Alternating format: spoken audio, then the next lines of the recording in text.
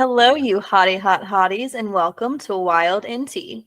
This is Tawny. Tara, Tony. And Teddy.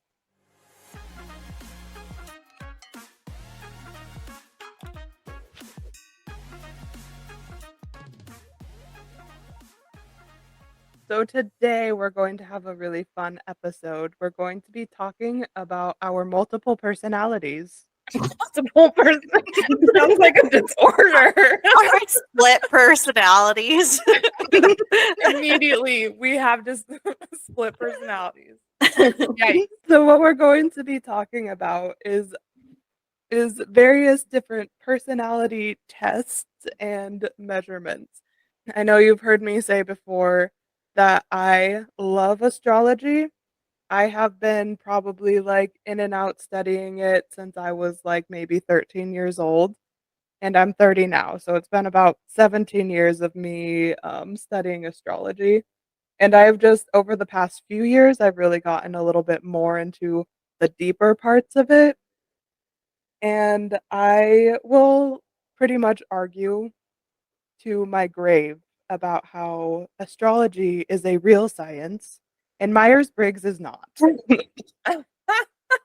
that's why we're starting off with Myers-Briggs. Oh yeah. Let's talk about it I and debunk it. That makes so much more sense because I was like, why are we jumping into this and not astrology? I see now. Yes. So actually, I want to talk about a couple of others first. Well, so a few years ago we did a girls trip to Tennessee. I almost said Tallahassee. Girls trip to Tennessee. And while we were there, Tara had us do this fun little color code personality test. And this one was pretty simple. Not a say going into it, but do you remember why you had us do that, Tara? Because I remember like it was something you had done for work, right? Yeah, we did it as a team building activity at work just to go over and see each other's personalities. Kind of a fun thing to help get to know each other. And I thought it would be fun to do it with the sisters since we love overanalyzing our personalities. Absolutely. And I remember taking it and I remember being like not really surprised by your and Teddy's results. But I remember being surprised that Tawny and I had the same results, which was like really interesting. So do you remember your result, Tawny? Or our results? Well, we of the colors got blue, which is the motive for blue is intimacy, which means we seek to connect with others and be understood and appreciated. So in the description it says that everything we do is quality based. We're loyal friends, employers, and employees. Whatever or whomever we commit to is our sole, SOLE, and soul, SOUL, focus. We love to serve and give of ourselves freely to nurture others' lives. Yeah, I really like that. And one thing that I really resonated to was that, especially that part where it says like the quality, and one of the things in the description is creating quality relationships. And I was like, it's something that I've only realized in the past 5 or so years that like my relationships with people are like super important to me. And I've come to realize that like I don't have very much as far as outside motivations. I care more about who I'm hanging out with, who I'm spending time with, who I'm giving my time. Like it's more about the who for me. Yeah, no, same here. I've noticed that too. Is like I don't have a huge circle of friends because I have a smaller circle that I'm just like really close with. And it's like either we are really close or we just rarely talk. There's not really much of an in between for me and my friends because I do value those quality relationships too. And I just have to meet people that I genuinely vibe with. Otherwise, I have no problem cutting out of my life if there's nothing. If we're not meshing well, it's just not going to happen. Exactly. So for Tara and Teddy, they both got colors that I probably associate the most with them. So Teddy, why don't you tell us about your color? Well, just to clarify this too, is there are four colors. Yeah, it's your blue, your red, your white, and your yellow. And when we took the quiz, you have like different percentages of each color that's associated with your personality, and then you have your main color personality. And my main color was yellow. And yellow is what you would think it I is. always think of when we painted your room yellow and you had like the yellow and the zebra. The And then yellow I and had the to move into zebra. your room later and I hated the color yellow. Oh my gosh, that's so funny. No, I love that. That was the best thing ever when you guys painted my room and surprised me. It was amazing. Yellow and zebra, and then I had panda pictures all around. But yellow is what you would think that it is, and it's yellows are motivated by fun. And let's see, what does it say? It says that yellows are happy, articulate, engaging of others, and crave adventure. They're also easily distracted and can't sit for very long, which isn't true because I can sit through Lord of the Rings all the way through. Lord Or of the the Six Rings is Hours. fun. So It is all about adventure, so maybe that's what draws me in. But yeah, no, it's interesting. The more short synopsis of it kind of just says that living life in the moment is what motivates them, and they're charismatic, spontaneous, and sociable. And yeah, I mean, out of the four of us, I'm pretty sure you're the most approachable person. So you yes. probably seem the most social. Sorry, Tawny, but like our RBFs are just too much for people. Teddy it's and Teddy's definitely blondness being blonde just makes her the most approachable person out of all of us. and And it having the doesn't biggest eyes. having giant eyes, and it doesn't help my case because I smile whenever I feel any kind of mood, whether I'm uncomfortable or feeling awkward or happy or even sad. I will just be smiling. So yeah, I don't have as intense an RBF, I think, as has been handed down through our genes. All right, so Tara, we also did a thing for you at one point where we decorated your room this color. I remember surprising you too. It's funny that that's a common theme. Yeah. We didn't paint the walls red because that would It be didn't paint the walls. it was just red decor. So mine is red and almost 50%. My chart is like almost 50% red. So it's kind of aggressively red. But obviously red goes with power. Someone with a red personality known for drive, determination, ability to take charge and make things happen. Ability to set clear goals, devise strategic plans, and execute them with precision. We value efficiency, productivity, and tangible results, and we like to be right. So, I mean, it's not like I'm surprised, but I feel like it's not always the most positive color to come across for people. I don't know. When you think of red, you think of like blood and war and, and those kinds of things. aggression. Aries, for example, Yeah. the god of war. Yeah. I really just stay true to who I am, and I don't mess around with like trying to fake it. I don't pretend to be That a is color I'm true. not. I'm sorry. And Tara also you has. get things done, which is like super important. It is true. Tara could never be mistaken as being a fake person because even when she tries to hide her emotions in the moment, it comes through clearly on her face. And it takes people aback. And I laugh every time I get to witness it. It took me a while to learn that I couldn't hide my emotions like I thought I did. And once that was pointed out to me, I realized I had to be a lot more careful because it does scare people.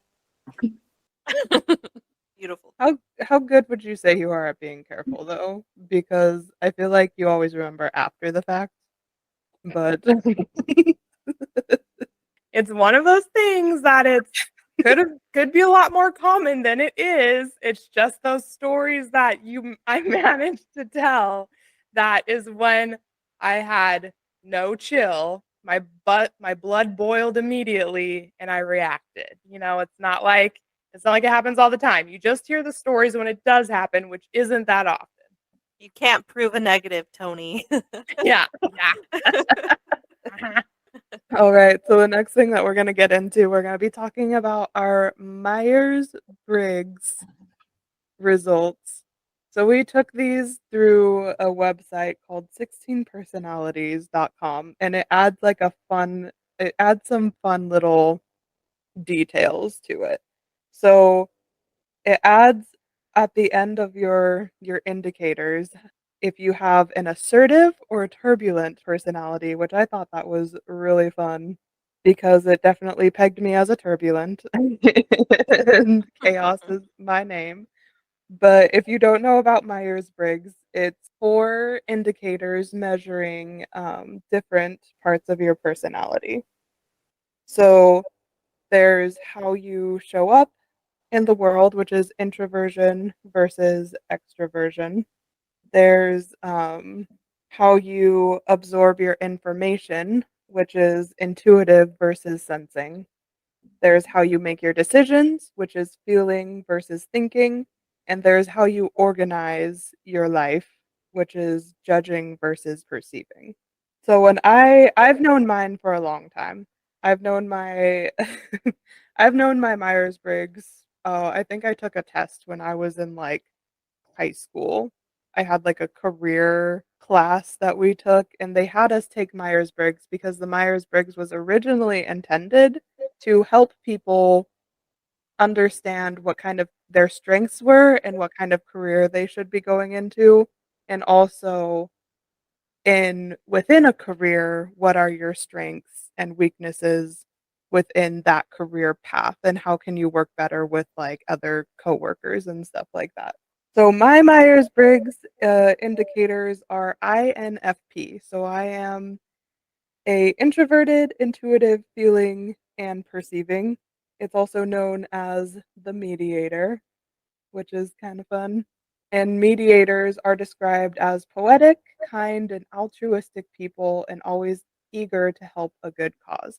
And mediators, INFP, are kind of what you see a lot in like the very nurturing, like the people who are like typically considered like pretty emotional and more of like the motherly, nurturing people. And I've always felt like it fit me pretty well.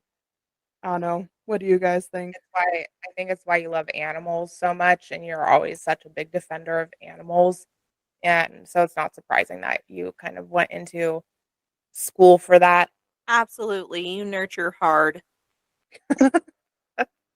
Nurture real hard with a lot of aggression. That's where the turbulent comes in.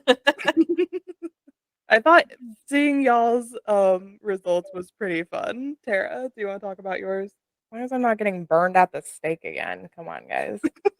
Okay, so mine is ISTGA. So I'm an introverted. Sensing. What's the S? It's sensing. Oh, introverted, sensing, thinking, judgment, assertive, judging, assertive. So they are practical, fact-minded individuals who reliably cannot be doubted. I think reliability has always been a common theme throughout my life. Like if it was like a word to describe me, people would probably use reliable. The judging, just to clarify, is judging individuals are decisive, thorough, and highly organized. It's not about judging others, okay? Not judgmental. I was going to Just clarify judgy. that. I was going to say. We value clarity, predictability, and closure. Okay, that's what it is.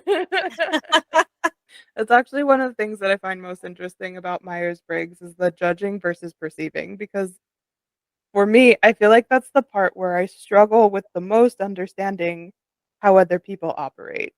Like, because I'm a perceiver, so for me, things are very like spontaneous and like I receive information and I'm going to act like in the moment, decide like I'm going to decide then, or I'm going to like find a creative way to sort of like organize things around me.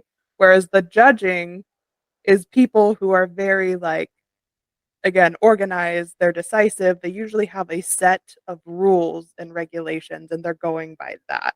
Whereas like I can be like, here's the rules and regulations. Well, I'm not going to follow those. I'm going to go do this instead. And so like I can struggle a lot with people who on the judging end of things are very like, no, no, no. There's a structure and we're going to follow it. Yeah, I think that's a big thing to do with um like the reliability, and I don't like things to just like pop up and like spontaneity. I've never been like a big spontaneity person, and so by having those like set just guidelines naturally helps me move forward, because spontaneity causes anxiety and I can't enjoy myself that way as much. All right, Tani, you have judging also in yours. You want to talk about your results? Yeah. So mine is ESFJ, which is extroverted, observant, feeling, and judging, which this personality type is attentive and people focused. So it's a lot of like being social and enjoying that and being caring Enjoying and being empathetic. social? What is that? I don't know. What? Those two words do not go together. It's fun. This is a new development in my life. Yeah, no, for mine. So, I mean, I never really thought of myself as an extroverted person, but when I actually first started dating Aaron, my husband, he was the type of person that had a lot of friends. He's a very social person. He just has a ton of friends. People like him. He's just that kind of, he was that kid in school that really got on your nerves because he had to be the center of attention, right? Oh. So we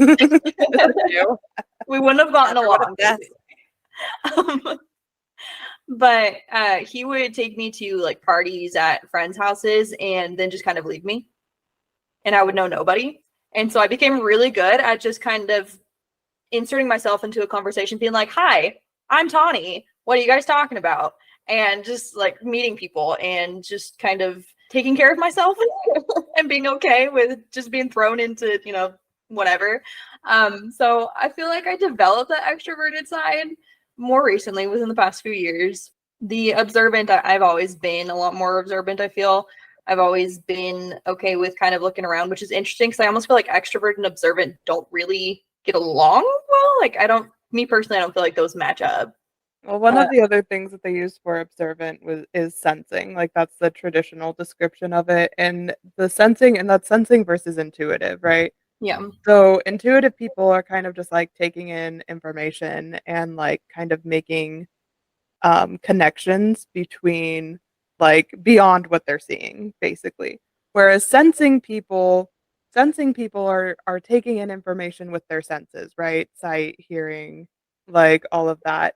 And what you're doing is you're putting together this picture of the person in front of you.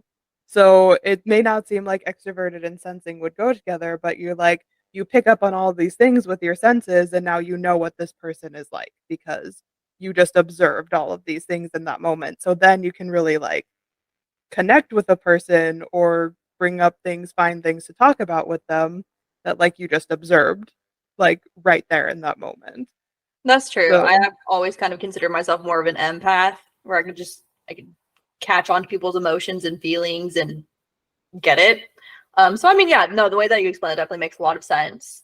And then more of a feeling than a thinking person. So a lot of this is very much my emotions. It seems everything in my personality is just based around my emotions, which is true. I've always been an emotional person.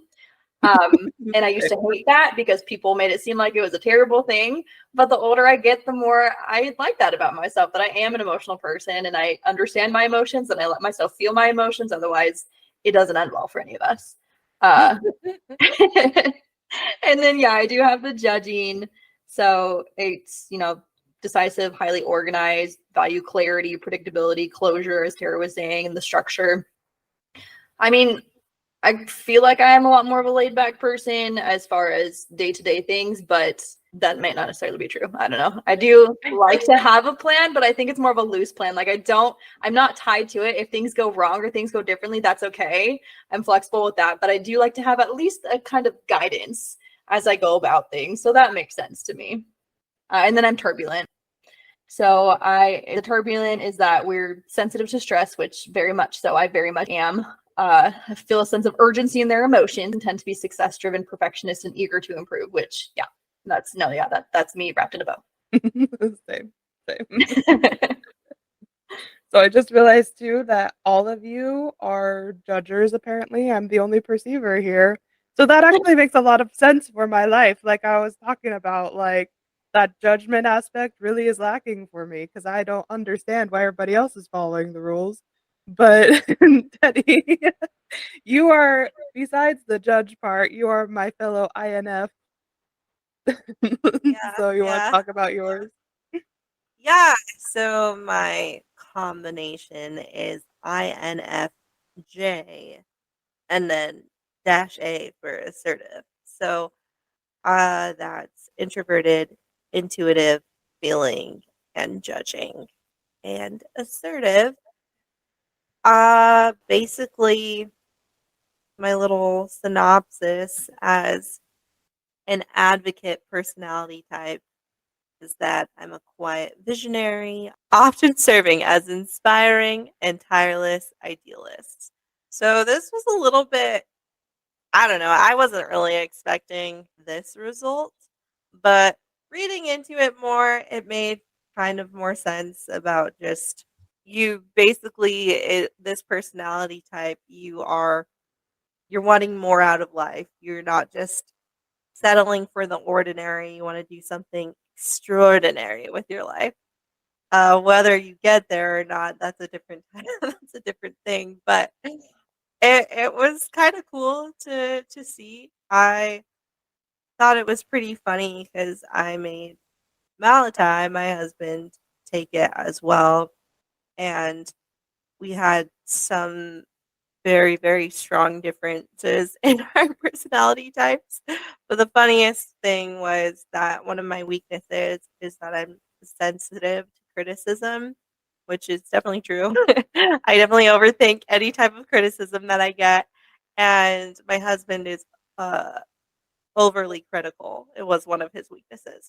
So we got to have a fun discussion about You're that. like, this is so perfect for us to have an open conversation in words that like has been proven this is It's what already you been are. written out for Yeah. us as to why. That's nice. Yeah, it was funny. It was funny. So Oh, and I was even though I'm introverted, it was like a 3% difference between my introverted and my extroverted percentages. So it was Interesting. 53% introverted and 47% extroverted. So I thought that was kind of interesting that I could maybe, it made sense to me that on some occasions I am a lot more extroverted and other occasions I'm a lot more introverted. But So to my core, I prefer introversion. I prefer basically that means you were one question away from being an extrovert. So wow. if you went and took it again, would you choose the same answers? Who knows? I don't know. Yeah. Different point in my life, maybe not. I know that's something that, Tawny brought up being like, I was surprised by the extrovert, but that's how I have been recently and am now. And so I think that's like interesting, to if you took this a while ago and you could compare it to what you are now and then take it again later and compare and see if there's anything that changes. Personally, I don't think much of mine would change, but I can definitely see I'm like maybe I get less introverted or more introverted. Yeah, so it's funny. That's actually an interesting point because I wasn't sure if I was going to talk about this part. But if there's one thing that I really love about personality tests, and like both Myers-Briggs and astrology have this, where there's like there's working theories that go with it, and there's addendums that are made, and there's things that are added on and other things that are studied. And one of the things that I discovered actually when I was a missionary, when I was serving a mission, there was one of the elders on my mission who was obsessed with this thing called the Kiersey temperament sorter. And it basically takes the Myers-Briggs personality types and it splits them into 4 categories. So that's what this infographic is. Oh, okay. So if you pull that one up, it shows there are 4 personality types within each category, and you have an idealist, a guardian, a rational, and an artisan. And one of the interesting things about this is that the Kiersey temperament sorter has this theory that while you can actually change personality types within each of those categories throughout your life. So different things happen to you throughout your life that can affect you, and basically you can have different Myers-Briggs indicators depending on your life circumstances and situations, but you'll always stay within that category. That makes sense for sure because to your core, you're going to be who you are, but you do have to adjust to your life and experiences in order to survive, essentially. With our little personality test that we took, we also got some fun little famous people who have the same personality type as us. And I think I got the ultimate best one, but that's my opinion. I got J.R.R. Tolkien is a INFP. Which is so So cool because he did so much in his life, and that's super cool to be compared to J.R.R. Tolkien. Look at you.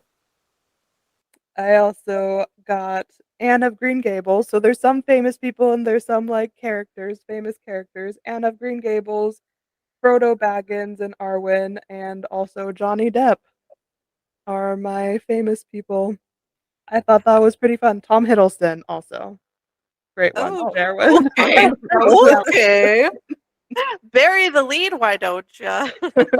So, Yeah. what fun ones did you get? What famous people did you match with? Mine, I have George Washington, Anthony Hopkins, Natalie Portman, Denzel Washington. The characters are kind of funny. Hermione Granger, Everyone say it with me. Hermione. Mr. Darcy, I see it. Jason Bourne. Yeah. And Thorn Oakenshield.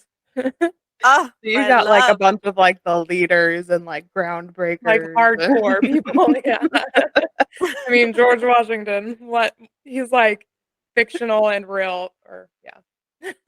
A He was legend, in a an way. icon. Legend, I know. Exactly. For me, I got some cool ones. I got Taylor Swift. I have Jennifer Lopez and Tyra Banks. But then I've also got like Steve Harvey and Bill Clinton. And then as my characters, I've got some Game of Thrones ones. Sansa Stark. I also have Dean Winchester from Supernatural. Jack Shepherd from Lost. I thought that was kind of funny. Crazy. Jack. I got And Desmond. then Monica from Friends. Crazy. Okay. Oh, So, like a lot of that- like entertainers and like very like out there in front of Yeah. people. And Mrs. Hudson from Sherlock Holmes series. That's amazing. I have a Sherlock Holmes. It's Inspector Lestrade, but I don't know who that is. Lestrade. Lestrade. Oh. Lestrade, yeah. Yeah. The French, of course. of course. Not to correct you, but you're wrong. Bloody Americans. Probably American. No. Yeah, I don't want to make you guys feel bad, but my first 3 public figures that have my same personality type were Martin Luther King, Martin Luther King, Nelson Mandela, and Mother Teresa. Okay. So Teddy's in the same category among the saints. All the revolutionaries. Ridiculous. Oh god. And then some of the fictional characters that I got were from Lord of the Rings, Aragorn, and and Lady Galadriel. So cool. So cool. And then from Lost, I got Desmond. I don't really remember who he is, but I kind of remember who he is. Anyways, Dad remembers. I talked to him about it. Of course, Dad remembers. And then, yeah, some Game of Thrones characters too that I don't really know because I haven't watched it. But yeah, those were mine. It was pretty fun. It was pretty fun to see. To compare, be like who you could have been in another life. Yeah, definitely. I'm not at their level at all, but you know, they probably started in like their 30s being good. All right. So the next personality grouping that I want to talk about is actually called human design. And this one is really it's kind of like a newer on the scene. It's been gaining a lot of traction in the past couple of years. And I honestly am still learning about it. So I have like some snapshot ideas of like what it is and what's going on here. And I've done not super in-depth stuff, but I have done some like I know some right off. I find sorry, I find it really interesting because it's almost like a mix between astrology and Myers-Briggs.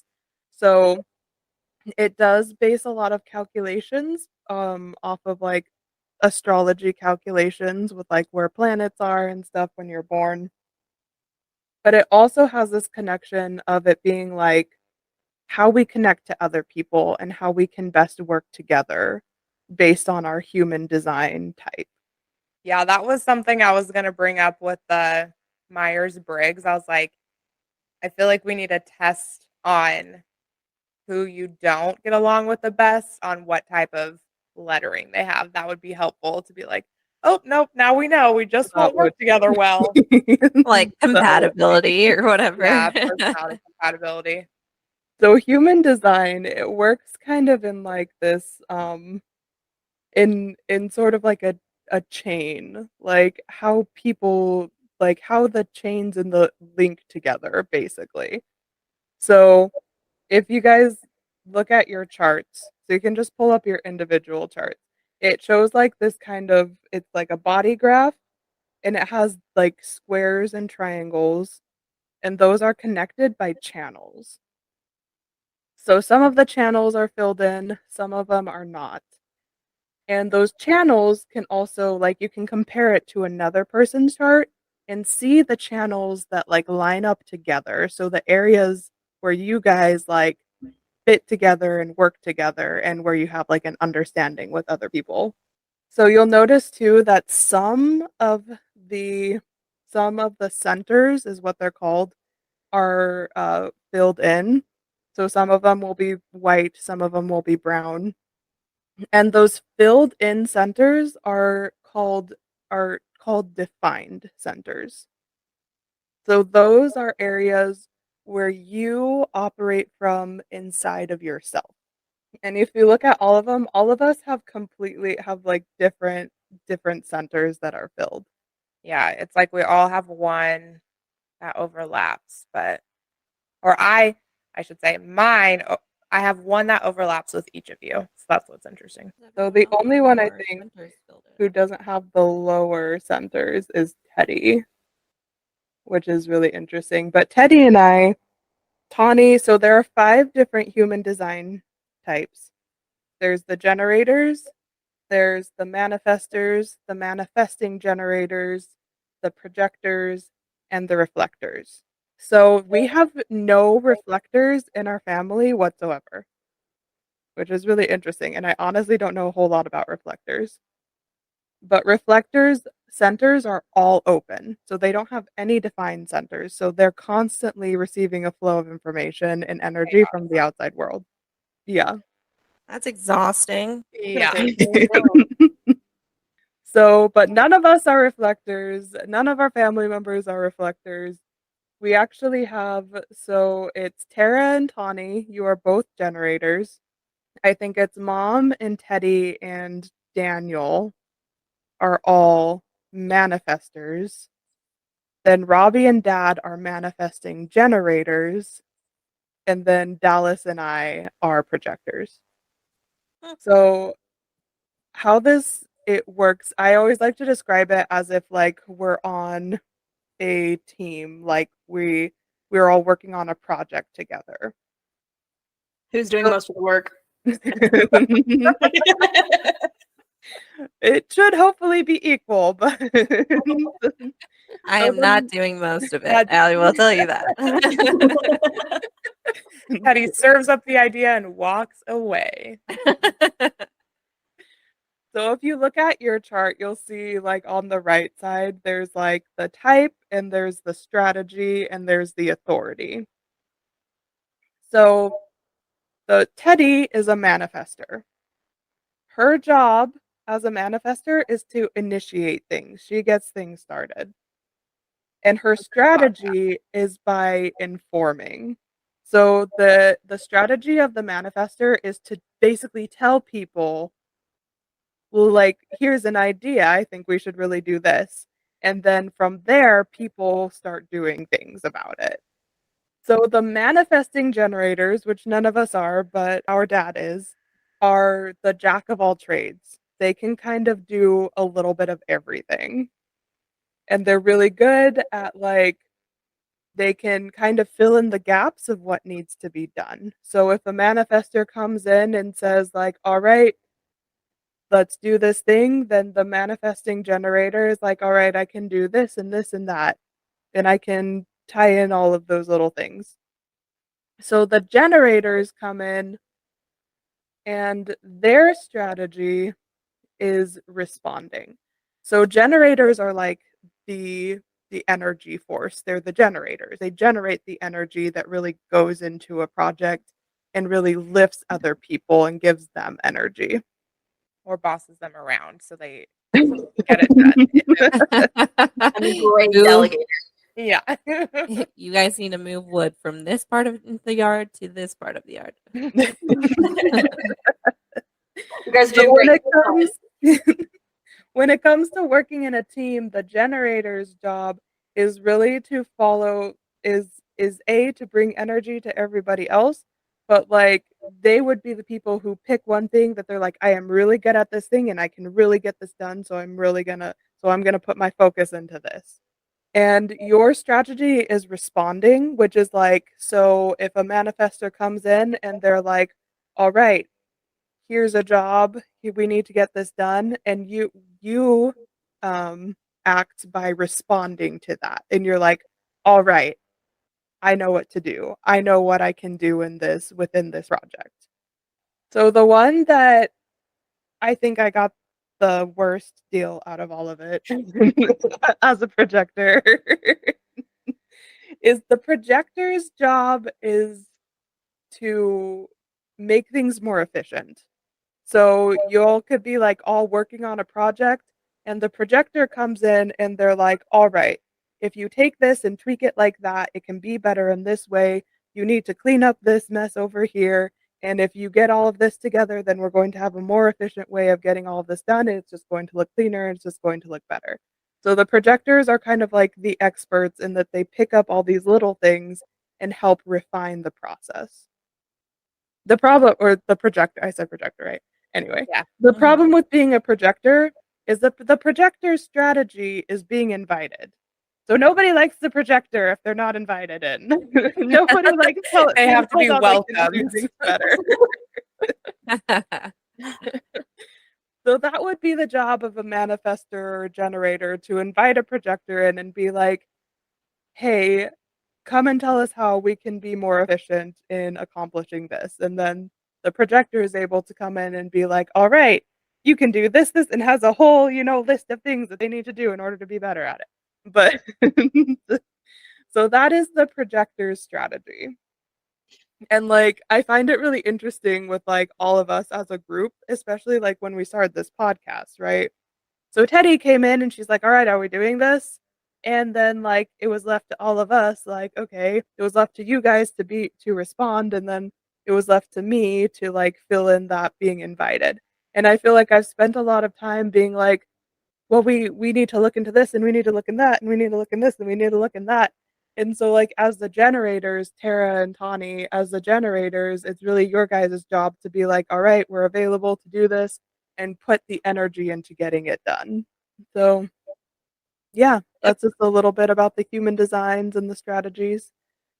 What do you guys think? There's a lot of like other lists. You guys have like, I mean, like ask questions about like what you see like on the authority or like the not self themes and stuff like that. Yes, Tawny. What is this whole definition thing? Because mine says there are two distinct different voices inside your system, and that just feels a little split personality to me. I think that's what it means. So the rest of ours is single definition, which is there's easy flow in your chart. So we have a lot of open Connie's torn between pathways. being easy and between not being easy. What it actually, yeah. So what it is that we all have, if you look at the channels that are filled in, all of our centers are connected through a channel somewhere. Whereas you have two definitions, so you have two channels that are connected at one place, but they're not connected to the other two channels. So those two channels are connected together, or those two centers are connected together. So you have, if you look at yours, Tawny, you have like the middle, right? I think that's the heart one, the heart center. And I think that, I don't know, that might be the spleen. Give me a second to pull up my notes. Honestly, your guys look like chaos. Mine's just like all floating in one spot, just like chill. Down in one spot. I know yours is like the most rooted, like grounded. You're like all the lower centers. So Tawny, yours is the G center and the heart that are connected together. And then you have the sacral and the spleen connected together. So So at the very top, you have the head center, and this is your inspiration, your doubt and confusion, questions, and mental pressure. Beneath So that, just to go real quick, so mine's empty, right? Or the white space, right? So that means that it's so internal. you're taking in from Taking in. outside. Yeah. Okay. Okay. So you can get a lot of mental pressure and inspiration and doubt and stuff from outside of you. Fair. So like the thing about the open centers is you have to be careful to make sure that like if you have an open center, you're like, this isn't coming from me. And I don't necessarily need to like consider this or keep this. Like I can like wash it out. Oh, of the that's kind of system. handy. Yeah, that is handy. So the one beneath that is our ajna center. And that is your thoughts and opinions and insights. And it's like conceptualizing things. So beneath that is your throat, which is your communication, contact with the outside world, expressions, outlet. That's your outlet for your energy. That one's filled in for me. Yeah. Which I know But that's all of like- you have like lower. Is that part of like the manifester because she's like the Yes. informer and stuff? Yeah. So that That is big part of your manifesting, yes. So then the diamond one beneath that is your G center. That's your identity. That is your finding direction. Also like expression of love. The little one off to the side of the G center is your heart center. So that's your willpower and your ego and your self-worth. So then the square in the middle between the two triangles, that is your sacral. And both Tara and Tawny are going to have this one defined because that's part of what makes you a generator, is having your sacral defined. This is your vital energy, your life force, your response energy.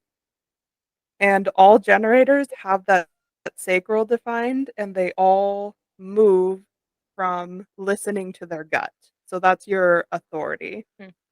So Teddy and I have our solar plexus defined, which is the triangle to the right side. And the solar plexus is your emotions and your nervous system and your passions and desires. So we operate from our emotional authority. So when you operate from your sacral authority, you're making like split second gut decisions. Like somebody can ask you a yes or no question, and whatever the immediate yes or no is, that is your answer. And that's like what you're supposed to move from. Mine has Whereas both. That's well, terrible. sacral takes precedence. So Okay. then Teddy and I have emotional authority, which means we go through these emotional waves. So we have to wait it out before we can make a decision. So if we like get an opportunity for something, we have to go through like 2 or 3 days of these emotional highs and lows and then be like, "All right, where do I feel the best?" and make a decision from there. Some people have splenic authority, which is the triangle to the left of the sacral. And that's like your fears and your well being, your intuition, instinct, and your immune system. And then the last one is the root at the bottom. So that's your groundedness. That's where you get like ambition and stress, adrenaline, worry, stuff like that. I love how Tara, you're very much like you have all of that like grounded authority. And I feel like that's where you get a lot of like your ability, like the decision making stuff, like when we were talking with the Myers-Briggs and everything like that, very like decisive, like this is what I'm going to do. Dependable. Yep. Yeah, that definitely makes sense. It's You're- interesting because when you talk about how a lot of us in the family, we all are a certain type and there are multiple types of us. Do you think because as, each child was born and we have these different types, if it's something that you're essentially like born with, or do you become that type in response to someone else's type? Because you're like, they got that covered and I'm going to be this type to like cover this other. Because we can't all be the same type. Otherwise, it would just like probably nothing would get done well at all. or we'd all work really well together. Who knows? We would never have an argument.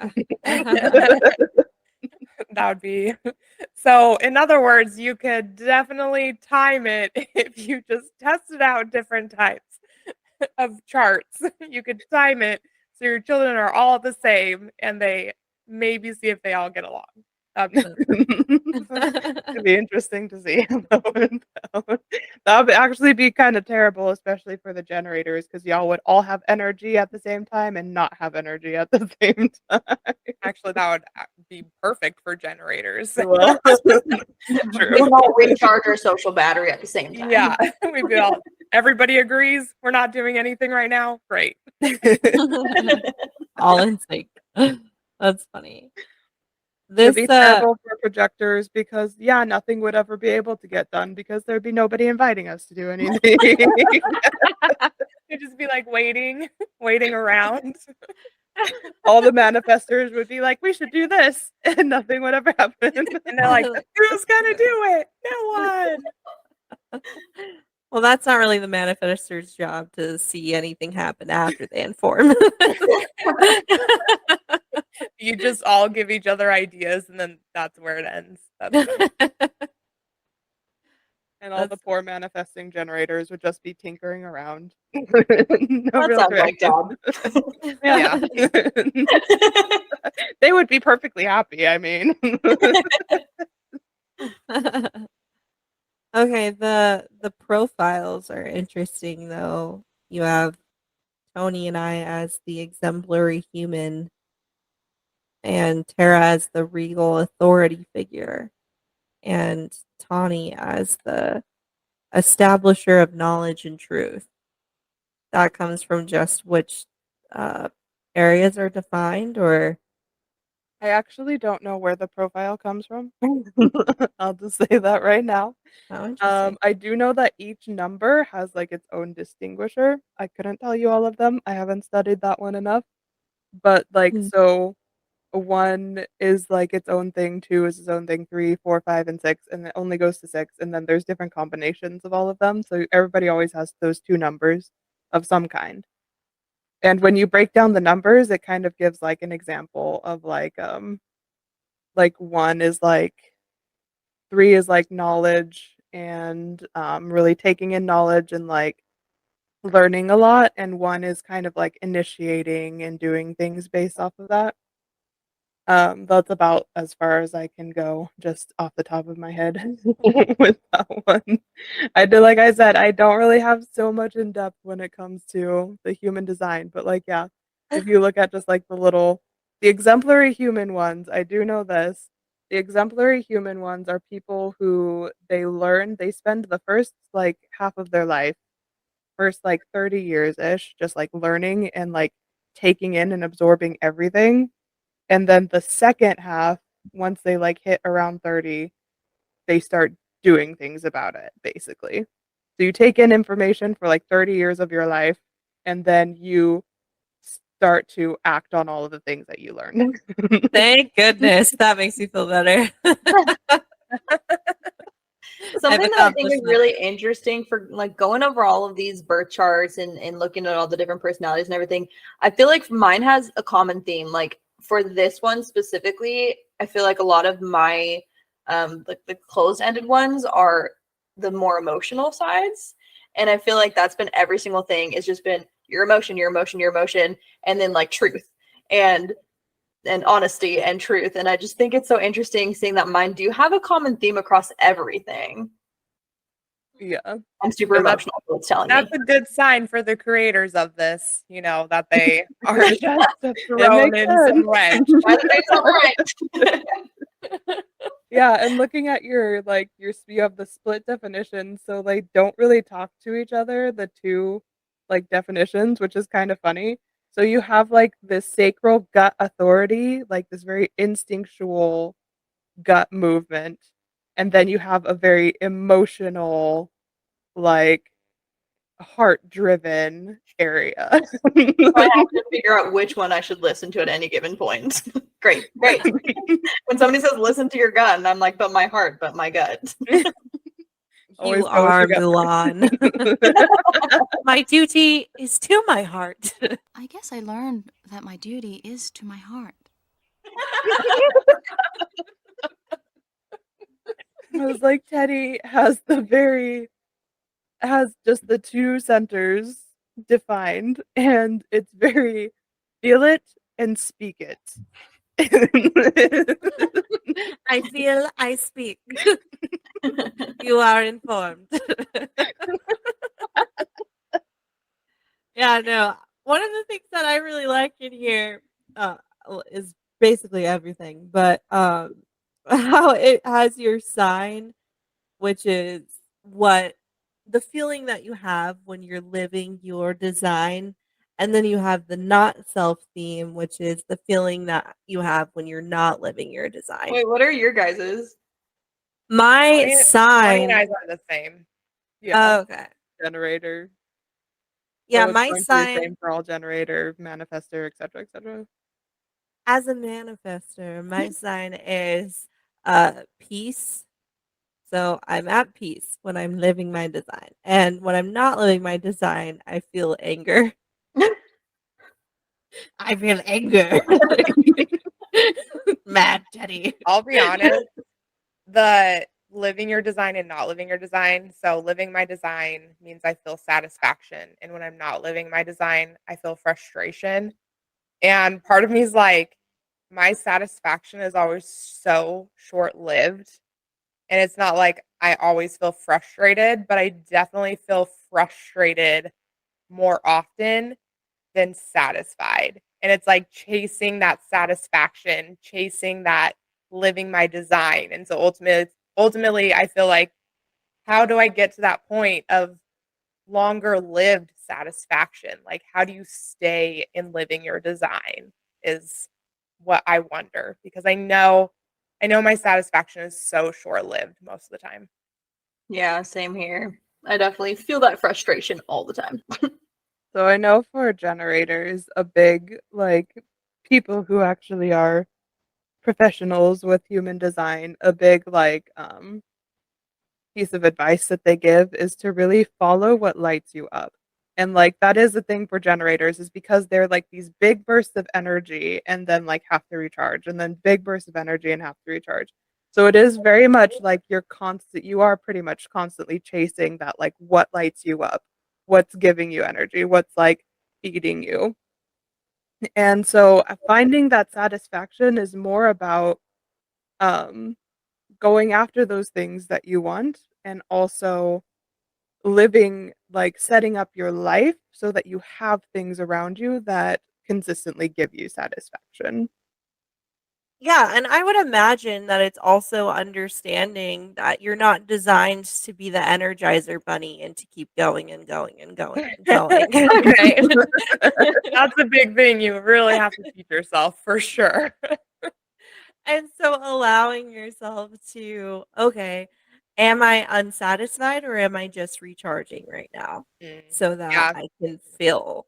that's a good point because I do feel like I sit in that in between a lot just because I don't want to be frustrated and I know I can't reach satisfaction.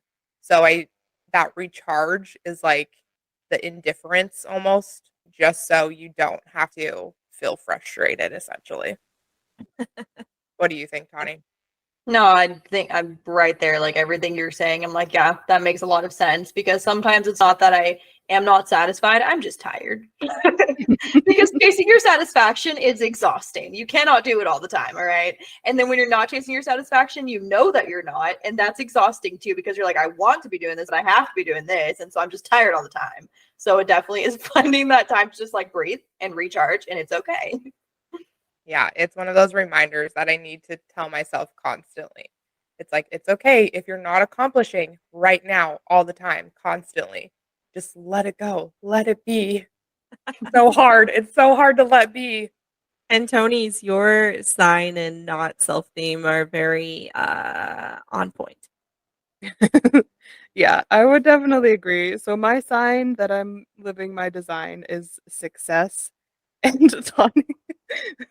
And my not self theme. So when I'm not living my design is bitterness. And that is something that is very true for me. I do get very bitter and I do get very like upset of like, why is this not like why am I not getting what I want? Like, etc. etc. And like finding really like it this is where human design really clicked for me was was based on two things. One, the whole being invited thing, because I have spent like a majority of my life, I would try to run it like the generators, basically. I was like, I tried to live in a generator world as a projector. And so I was trying to like chase and chase and chase and chase. And I could never understand why I could never accomplish things or never like why I was constantly so like angry and bitter and like why I wasn't getting that success. And when I read about human design, that's when I finally realized I was like, oh my gosh, this has been my entire life. I can never accomplish things unless somebody like invites me into it. Like if I'm asked to be a part of something, that's when I'm usually able to accomplish things. Like I have to be have somebody else has to basically open up the door for me. Like I can never kick the door open myself, basically. Generators can kick the doors open. Like manifestors basically design the door. So You're pushing when it's a pull, Tony. yeah. And so I can never get the door open. So somebody else has to open the door for me. And that's always when I've been able to accomplish things in my life. And I've really noticed like finding that track as to what is the pattern that is leading me to be successful is something that's really been like a big focus for me. Like zeroing in on, all right, if I operate in this way, then that is how I am finding success. That's like a big theme of like what I'm learning to do in my life right now. Which definitely makes sense for your experience through college, it feels like, because Oh yeah. gaining that success or whatever you feel success is can be hard to achieve. And so it seems like bitterness can kind of control a little bit sometimes if you don't feel that success often enough. Yeah. And it seems like that's kind of like what you struggled with through college. And then once you essentially you were invited to get Yes. your degree, I and was you're like, invited. great, we can make this happen. Success. That's really crazy, actually, looking back at that. And that was after years and years and years of pushing and chasing and trying to break that door open. Yeah. I Yeah. what happened. Exactly. So That's much right. learning Number about one. ourselves. All right. Well, in honor of Tony's being born under the full moon, let's just all give a goodbye howl. Howl. Ow! And this has been Wild&T. Love you. Bye. Love you, you, bye.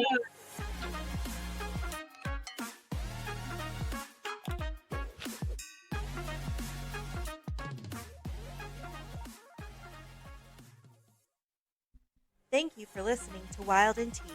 This podcast episode was produced and edited by Teddy Chanpoon, Kyron Maciel, and Dallas Hanson. Remember to subscribe, rate, review, and of course, share with your sisters. For more content, you can follow Wild&T on all platforms or our individual socials. See you next week.